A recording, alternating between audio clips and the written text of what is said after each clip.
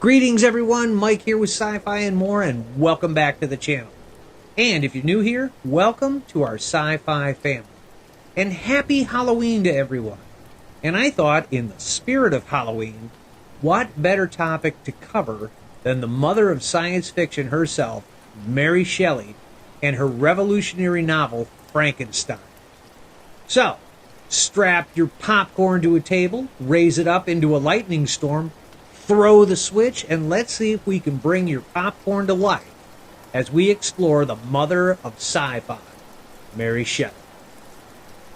Mary Wollstonecraft Shelley was born on August 30th, 1797, and was an English novelist, best known for her Gothic novel Frankenstein, also known as the modern Prometheus, published in 1818. Which is regarded as one of the first sci-fi works. She was also instrumental in editing and promoting the work of her husband, Romantic poet and philosopher Percy Shelley. Her father was a political philosopher named William Godwin, and her mother, Mary Wollstonecraft, was a philosopher and women's rights advocate. Mary Shelley is often referred to as the mother of science fiction because her novel Frankenstein explored the ethical and social implications of scientific advancements through fiction, thus laying the groundwork for the science fiction genre. Frankenstein is considered a foundational work of science fiction for several reasons. The novel expresses scientific themes by centering on Victor Frankenstein, a scientist who attempts to create life through experimentation. This directly addresses the potential dangers of scientific pursuits and raises ethical questions about the responsibility of scientists, including the consequences of playing God. Although the story is based on the scientific understanding of Shelley's time, she uses her speculative imagination to envision scenarios with groundbreaking implications, contributing to the novel's status as a pioneering work in science fiction. The novel is a literary classic, as it combines elements of Gothic horror with emerging scientific ideas, exploring themes such as ambition, creation, and the consequences of defying nature. The novel addresses profound themes like the ethics of scientific exploration, the nature of humanity, isolation, and identity, raising questions about responsibility and unchecked ambition. The story of Victor Frankenstein and his creature have become a cultural icon, inspiring numerous adaptations and discussions, solidifying its place in literary canon. Interestingly, Shelley's Frankenstein features complex characters, especially the creature, eliciting sympathy and promoting moral reflection on the nature of humanity and monstrosity. The novel is noted for its evocative descriptions and atmospheric settings, creating an immersive experience that enhances its impact. These elements contribute to making Frankenstein a significant work that continues to resonate with readers and scholars alike. Classic literature and science fiction are often seen as distinct genres, with the former perceived as stuffy and outdated, and the latter as forward-thinking and full of potential. However, these assessments can be inaccurate. Frankenstein bridges these genres by offering a vision of a future that is both cutting-edge and relevant today. It conveys a timeless, precautionary message about human error, highlighting our tendencies to overreach and meddle with forces we don't fully understand due to selfish ambition. The pop culture portrayal of Frankenstein often deviates from the original novel, emphasizing dramatized elements for marketing purposes. Contrary to popular belief, the iconic line, "It's alive!" is not found in the book. And many are unaware that Dr. Frankenstein is the true monster, while his creature, the unwitting victim. Mary Shelley was raised at the turn of the 19th century in her household filled with progressive ideas and conflict. Her mother was a pioneer of feminist literature, and her father was also a radical thinker, setting a high intellectual standard for Shelley. Although her mother died shortly after her birth, her ideas shaped Shelley's worldview. Her mother's legacy inspired Shelley to be independent, pursue her own ideas, and follow her passions despite societal challenges. These vividly independent ideas were formed during a period of significant social change. Although she viewed herself as a reformer distinct from her parents' radicalism, her thoughts still posed a challenge to the society of her time. Her experiences and the shifting world around her influenced the creation of Frankenstein. While rooted in the context of her era, the themes explored in Frankenstein were considered cutting edge and continue to resonate and challenge contemporary ideas today. Before the publication of Frankenstein in 1818, the science fiction genre really didn't exist. While contemplating the supernatural in relation to natural circumstances was common, often through myth and folklore, blending the supernatural with scientific concepts was not deeply explored. Frankenstein changed this dynamic by integrating these elements. The story drew significant inspiration from alchemy, as a discipline or a study that straddles the line between science and myth. Alchemy involved pursuits like turning base metals into gold or creating an elixir of immortality, and notably attempting to create new life from nothing. Frankenstein tells the tale of Victor Frankenstein, a young doctor obsessed with alchemy and the mechanics of life and death. His experiments culminate in the creation of a being composed of assembled body parts, which he animates.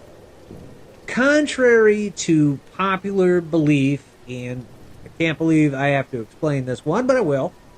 But contrary to popular belief, the creature is not named Frankenstein, but simply referred to as the creature or the being. Initially fascinated by his creation's potential beauty, Frankenstein panics upon seeing the reanimated creature and abandons it. The story then explores the deeper conflict between Frankenstein and the creature, focusing on themes of what would be construed as parental abandonment and the consequence of a scientist's ambitions in creating life. The creature, who learned love by observing families, wants only for Frankenstein to love him despite his abhorrent appearance. What follows are a series of injustices and a cycle of revenge that doesn't end until both parties are in the grave. Upon its publication, Frankenstein was an immediate success, largely due to its innovative narrative style, being told through letters. Its introduction of the science fiction genre and its exploration of themes like ambition and the limits of human endeavor. Unlike its contemporaries, the novel offered a fresh perspective that challenged the predominant political ideas of the time. Victor Frankenstein's downfall, due to his unchecked ambition, stood in stark contrast to the era's popular notions of expansion and growth, highlighting the consequences of humanity's attempt to transcend natural boundaries. Frankenstein conveys that nature possesses an inherent wisdom that humans should not attempt to replicate, and underscores the importance of respecting our place within the natural cycle. The novel suggests that human limitations are to be expected, as shown through the cautionary tale of Victor Frankenstein. However, pop culture adaptations often fail to capture these themes, replacing the psychological exploration of ambition and human nature with superficial monster horror, which I, for one, happen to love. This shift leads to a misrepresentation of the story, as seen when the monster is oftenly mistakenly called Frankenstein, and iconic scenes are simplified, and easily quotable lines like, "It's alive!" are interjected. And suddenly, Frankenstein becomes more of a symbol, and a pretty cool mask that you can buy on Halloween. Classic literature earns its status by providing universal truths about the human condition, and Frankenstein is one of these enduring works. While classic literature may not appeal to everyone, it remains relevant for the lessons and pioneering ideas it offers. The science fiction genre predates its name, with Mary Shelley's Frankenstein often credited as the first work of science fiction by critics like Brian Aldiss. However, figures such as Isaac Asimov and Carl Sagan argue that Somnium by Johannes Kepler holds the title of the first science fiction, having been published between 1620 and 1630. Nonetheless, the term at its inception was not intended to describe any of these books. Hugo Gernsback, one of the first to use the term, described science fiction as a Jules Verne, H.G. Wells, and Edgar Allan Poe type story, intermingled with scientific fact and prophetic vision. Frankenstein certainly fits the bill here. Even though Kepler's Somnium is considered by some to be the first book to be considered science fiction, many would also argue that Margaret Cavendish's Blazing Worlds, published in 1666, would be the first. And still others would claim that the first work of science fiction is Lucian's True History, written in the 2nd century. The story of Frankenstein and its nameless monster was shaped by Mary Shelley's personal experiences as a 19th century woman. Having already buried her first child and being pregnant with her third at the time Frankenstein was published anonymously, Shelley's life was marked by a cycle of birth and loss, with only one child surviving out of the 4 by 1823. This personal context deeply influenced the themes of her work. Shelley couldn't have known the impact that she would have on literature, or that her dark tale would kick off an entire genre that explores the concept of what if it could be. Unfortunately, her fascinating life and subsequent novels are often forgotten, but Shelley went on to pen another dark speculative tale with The Last Man, where an unknown pandemic sweeps the world and wipes out humanity. A particularly haunting story considering the recent state of the world in 2020 with the COVID-19 pandemic. Mary Shelley's Frankenstein could not have won a Hugo Award, unfortunately, since the awards were established in 1953, long after the novel was published in 1818. Despite this, Frankenstein is a foundational work in science fiction and remains highly influential, likely making it a strong contender for a Hugo if it had been eligible as a foundational work of science fiction at the time. Unfortunately, there is no single Mary Shelley museum, but her life and work are celebrated throughout various locations. These include the Maison de la Garance in Switzerland, near where she conceived Frankenstein in 1816, and plaques in Bath, England, commemorating her significant time there.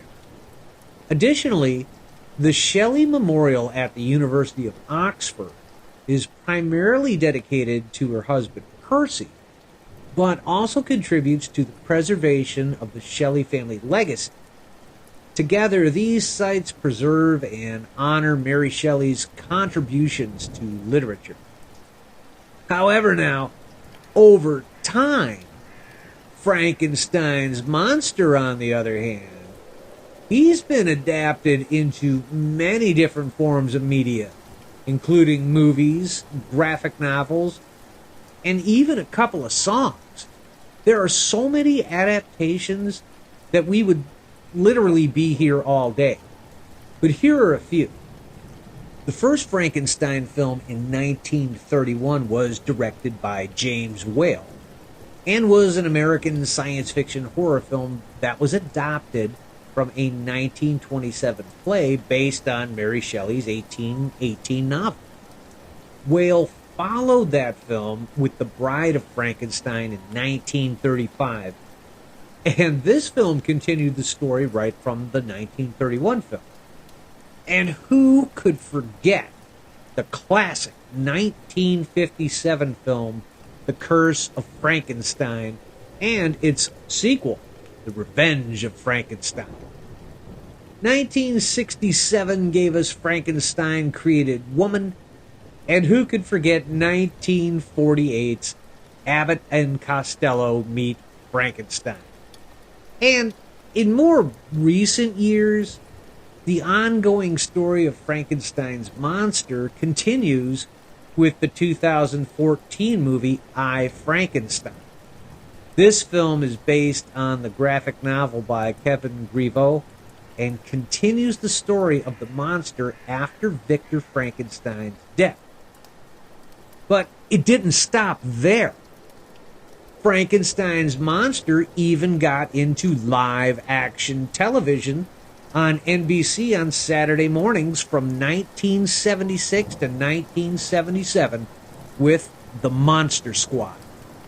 In this show, Frankenstein's monster, along with the other monsters, want to make up for the misdeeds of their past and become superhero crime fighters who use their unique abilities to challenge and defeat various supervillains.